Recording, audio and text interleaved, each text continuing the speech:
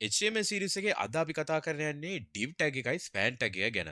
අපි HTML එකක් ලියනවා නම් ඒ වෙබ්සයිට් එකකට අපි මේ tags දෙක පාවිච්චි නොකරන වෙලාවක් නැහැ. අපි හරියටම ස්ට්‍රක්චර් කරන්න වෙබ් page එක අපි මේ span tag, div tag අනිවාර්යයෙන්ම use කරනවා. එහෙනම් එක විනාඩියක්වත් skip කරගන්න එපා. කෙලින්ම අපි යමු වීඩියෝ එකට.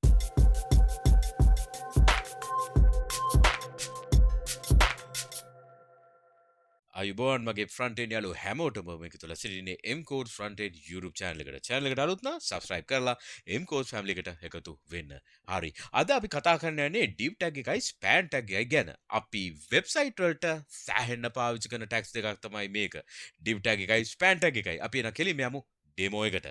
මම මෙතන HTML page එකක් තියෙනවා header body footer කියලා බෙදලා තියෙනවා. තුනක් විතර තියෙනවා. ඉතින් මම මෙතන h2 tag එකක් තියෙනවා header පැරග්‍රාෆ් එකක් තියෙනවා බොඩි එකටත් ඒ විදිහටම තියෙනවා පැරග්‍රාෆ් එකක් තියෙනවා ෆුටර් එකක් තියෙනවා පැරග්‍රාෆ් එකක් තියෙනවා හරි ওই විදිහට තමයි තියෙන්නේ දැන් මම div tag එකක් ගැන අපි මුලින්ම කතා කරමු මොකටද අපි div දාන්නේ div කියන එකේ තේරුම තමයි division එකක් අපි මොනවා හරි HTML එකේ tags කීපයක් දාගෙන යනවා කියමුකෝ example එකක් මෙන්න මේ විදිහට header එක තියෙනවා පැරග්‍රාෆ් එකක් තියෙනවා h2 එකක් තියෙනවා පැරග්‍රාෆ් එකක් තියෙනවා ඒක අයිති වෙන්නේ header එකට header area එකට ඒ කියන්නේ header එකට පොදු වෙච්ච area එක තියෙනවා h2 එකයි paragraph එකයි. ඔය පොදු වෙන area එක තමයි මම div කියලා tag එකක් මැද්දේ දාන්නේ. එතකොට div එක open කරා div එක close කරා. ඔය දෙන්න මැද්දට මම මෙන්න මේක cut කරලා මේක මේ විදිහට paste කරනවා. ඕකෙන් වෙන්නේ මොකද්ද? අපි මේක inspect කරගමු. මම මේ library එකේ මකන්නම් හරි. දැන් මේකේ කිසි වෙනසක් වුණාද නැහැ. දැන් මම මේ දෙක මැකුවයි කියලා මම දැන් මේ දෙක මකන්න. මේ දෙක මෙහෙම මකනවා. හරි? මම මේක සේව් කරනවා. වෙනසක් වුණාද නැහැ. කිසිම ඇහැට පේන වෙනසක් වුණේ නැහැ. මම ආය undo කරා. මම දැන් මේක right click කරලා inspect කරනවා. හරිද? ඔන්න දැන් මම inspect කරනවා.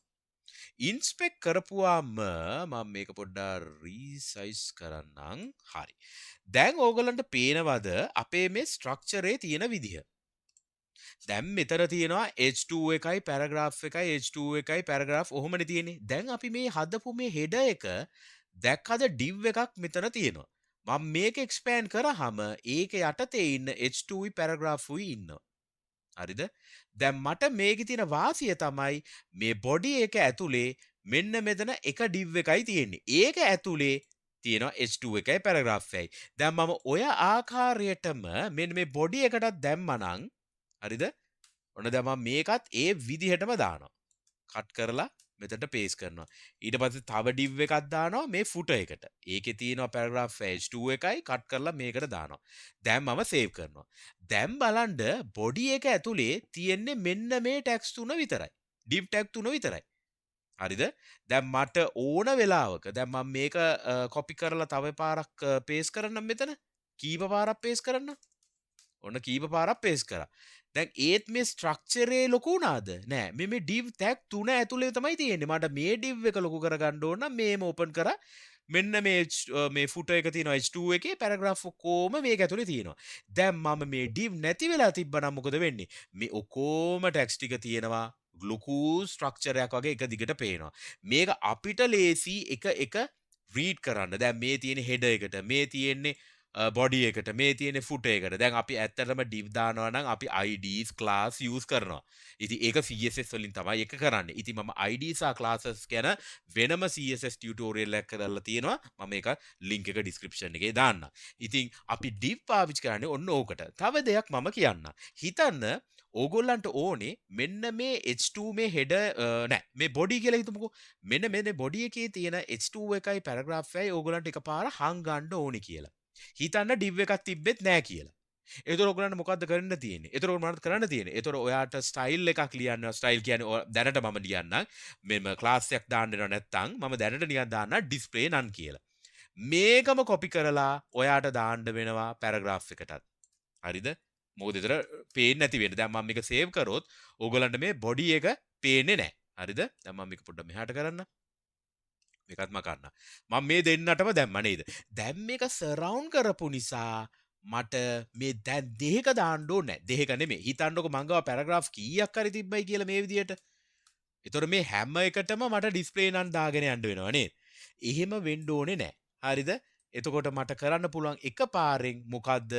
මෙන්න මේ ඩිස්ප්ලේ නන් කියපු එක මෙතනින් කට් කරලා මෙන්න මේ එකපාරක් මේ div එකට දැම්මනම් හරි. මම දැන් මේකත් මෙතනින් මකලා සේව් කරන්න. දැක්කද? මට දැන් මෙහෙම ටැග්ස් කීපයක් උනත් දාන්න පුළුවන්. අර ඉන්ලයින් එක ඉන්ලයින් කියන්නේ මට මෙතන ක්ලාස් එක තමයි හදන්න දාන්න ඕනේ. දැනට මේ ඩෙමෝ එකට මම මේ පෙන්නන්නේ ස්ටයිල් එක මට එකපාරයි දාන්න ඕනේ. ඒක already මේ ඇතුළේ ඉන්න ඔක්කොම div structure එකට div එක ඇතුළේ ඉන්න ඔක්කොම elements ටිකට HTML ඒක එතනම රිෆ්ලෙක්ට් වෙනවා. හරිද? ඒක තමයි අපිට තියෙන ලොකුම වාසිය මේ div එකක් අපි පාවිච්චි කරනවා නම් ඔක්කොම ටැක්ස් ටික සරවුන්ඩ් කරන්න. ඒව ටික ඔක්කොම රැප් කරන්න. ඒක යටතේ දාගන්න. ඒක තමයි අපි මේ div පාවිච්චි කරන්නේ. එහෙම div පාවිච්චි නොකර නම් වෙන්නේ මට මේ ඔක්කොම ටිකට මෙන්න මේක දාගෙන යන්න වෙනවා. හැම එකටම මේ ටික copy paste කරගෙන දාගෙන යන්න වෙනවා. ඒතර ගොඩාක් markup එක ලොකු වෙනවා. ඒක අනික effective වුත් නැහැ. හරිද? එතකොට ඕක නිසා තමයි අපි div පාවිච්චි කරන්නේ. හරි. දැන් මම මේක මෙතනින් මකන්නම්. මම මේක සේව් කරන්නම්. දැන් තව දෙයක්. මේ div එක inline ද block level element එකක්ද? හරිද? ඒක අපි බලමු. දැන් අපි මේක පොඩ්ඩක් resize කරගමු. මේ div tag එක අපි කෙලිම මෙතනින් අල්ලමු. දැන් ඕගලන්ට පේනවා මේ div tag එක full width ගන්නවා. entire width එක. හරිද? ඒ කියන්නේ div tag එක by default block level element එකක්. දැන් ඔයගලන්ට පේනවා මෙතන CSS එකේම ලියලා තියෙනවා. ඒක block level element එකක්. ඒක නිසායි ඒක block level element එකක් ගන්නට ගන්නෙ. හරි. දැන් මේ තමයි div ගැන සම්පූර්ණ කතාව. හරි. දැන් අපි span ගැන කතා කරමු.